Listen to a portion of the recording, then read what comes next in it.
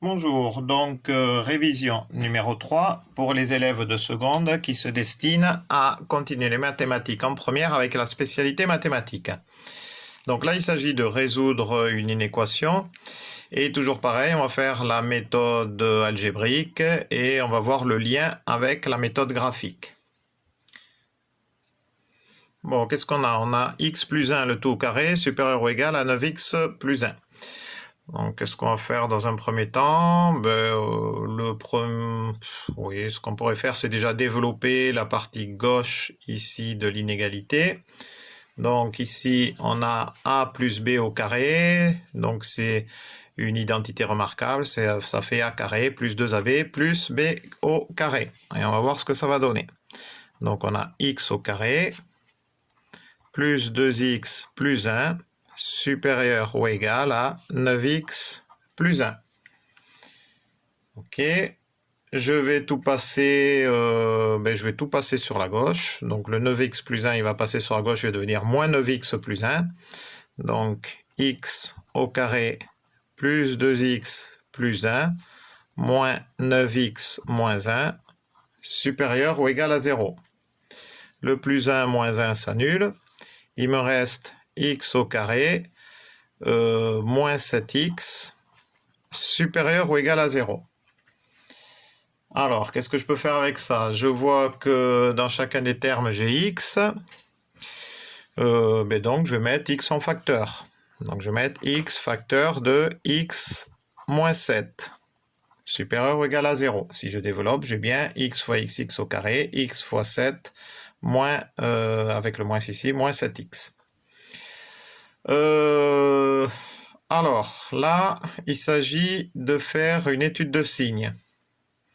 Puisque si x est négatif et que x moins 7 est négatif, moins par moins ça fait plus. Si là c'est plus et là c'est moins, ça fera moins. Si là c'est moins, là que ça fait le plus, ça fera moins aussi. Et si plus fois plus, ça fait plus.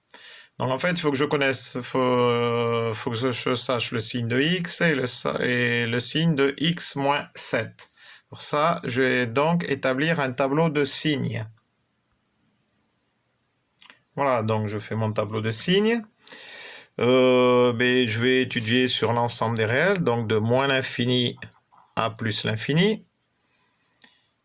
X, il va s'annuler en 0. Voilà, donc le x, il s'annule en 0. OK. Et le x moins 7, il va s'annuler donc en 7. Puis 7 moins 7, ça fera 0. Le 7, je le mets de ce côté. Donc tout ça, je mets dans l'ordre. Et il s'annule en 7. Donc moi, ce que j'aimerais savoir, c'est le signe de x facteur de x moins 7. Alors, à gauche de 0 pour x, forcément j'ai moins, plus, plus.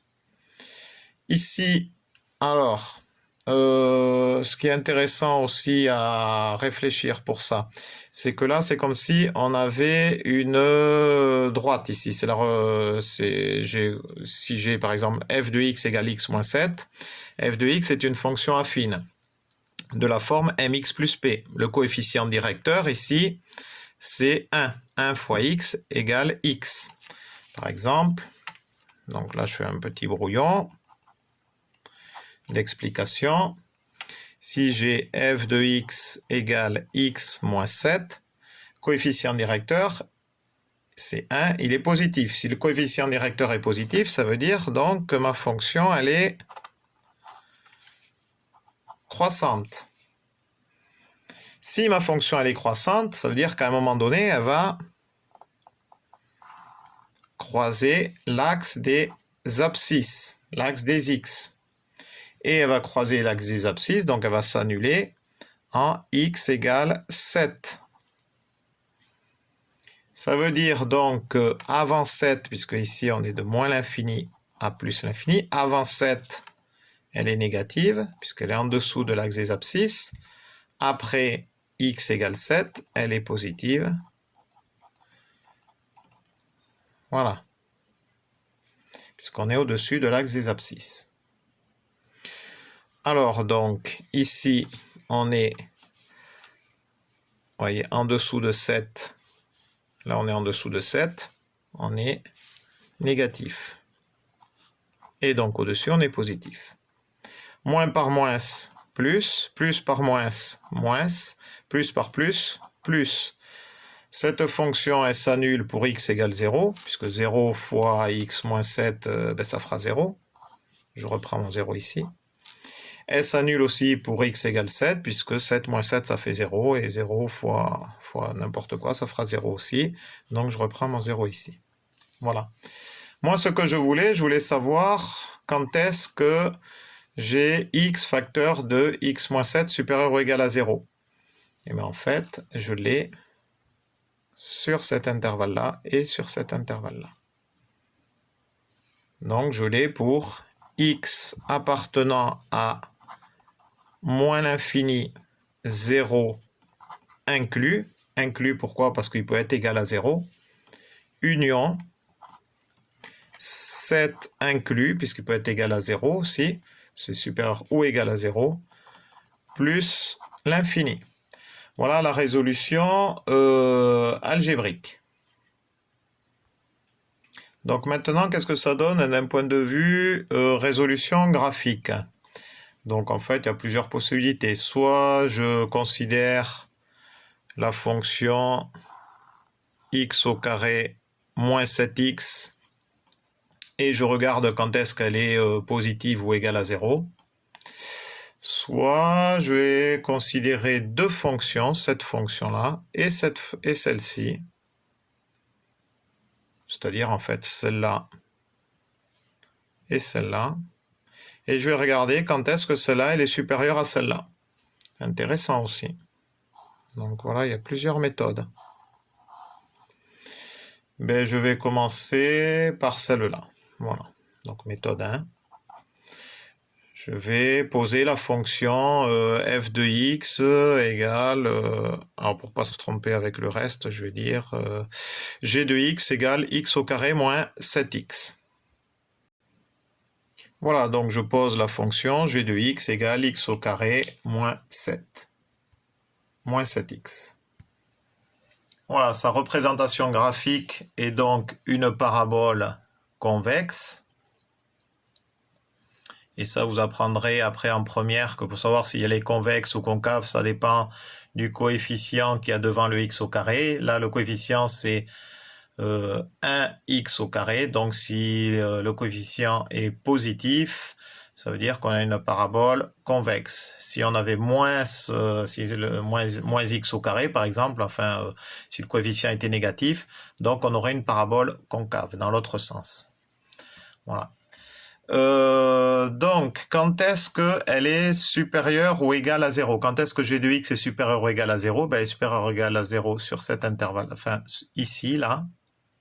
Donc, sur l'intervalle moins l'infini 0, avec 0 inclus. Et elle est positive ici. Donc, sur intervalle 7 plus l'infini. Vous voyez, donc on retrouve aussi la même chose. On retrouve bien évidemment le même résultat. On peut aussi, en méthode 2, considérer que l'on a deux fonctions donc différentes et savoir, par exemple, celle-là, là, on va l'appeler la fonction h de x. Et celle-là, on va l'appeler, je sais pas, par exemple, L de x. Allez, hop. L de x. Donc h de x égale x au carré plus 2x plus 1. L de x égale 9x plus 1. Donc ça revient à savoir quand est-ce que h de x est supérieur ou égal à L de x. Pour quelle valeur de x on a h de x supérieur à L de x.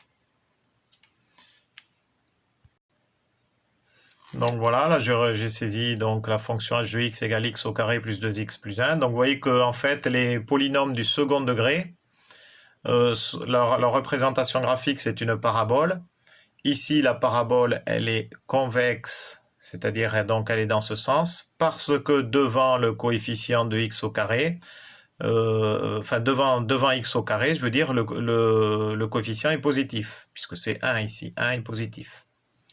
D'ailleurs, regardez, hop, je vais mettre si par exemple ici j'avais mis, hop, j'avais mis par exemple moins, je sais pas moi, par exemple moins 1, où j'aurais pu laisser moins x au carré.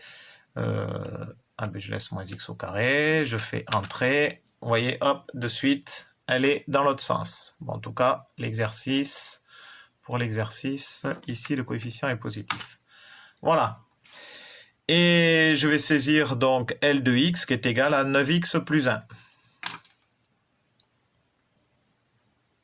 Donc voilà, j'ai saisi la fonction. Donc sa représentation graphique, bien évidemment, là, c'est une droite, puisque c'est une fonction affine. Hein, elle est de la forme mx plus p.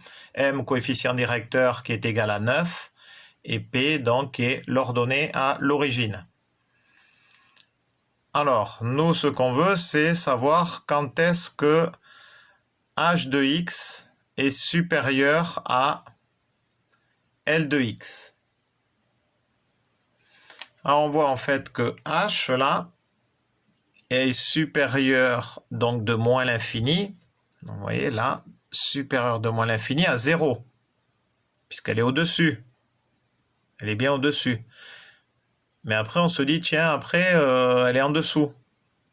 Sauf que faudrait zoomer un peu plus, parce qu'on voyait qu'au niveau du 7, là, hop, là, on sait qu'avec les résultats précédents, là, au niveau de x égale 7, on devrait avoir h qui est supérieur à L. Donc, on va regarder l'image à 7. Vous voyez que là, du coup, on va... Hop, il faudrait que je trouve... Voilà. Voilà, là. On va descendre. Et voilà.